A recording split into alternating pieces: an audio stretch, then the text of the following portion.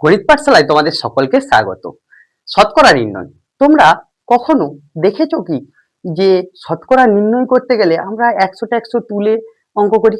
যদি এরকম একটা সংখ্যা থাকে যে সংখ্যাটা আছে তারও এককের অঙ্ক শূন্য এবং যা শতকরা বার করবো তারও এককের অঙ্ক শূন্য। যদি এরকম টাইপের অঙ্ক থাকে কি করবে? এই সংখ্যাটার সাথে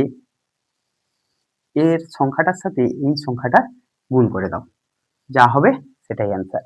ঠিক একই রকম ভাবে 50-এর 20%, দেখো 50-এও শূন্য আছে 20-এও শূন্য আছে, তাহলে 5 আর 2 গুণ করে দাও, 5 2 10।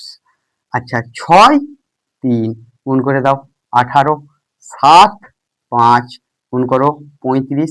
তোমাদের শুধু লক্ষ্য করতে হবে যে যে সংখ্যাটা শতকরা বার করছি সেটারও এককের অঙ্ক শূন্য, আর যত শতকরা আছে তারও যদি শূন্য থাকে তাহলে কি করব, এককের অঙ্কটা বাদ দিয়ে বাকি সংখ্যা দুটোর গুণ করে দেবো। দুটোরই এককের অঙ্ক বাদ দিয়ে দিলাম। 4 × 48। তোমরা এটা কত হবে কমেন্ট বক্সে জানাও। Thank you.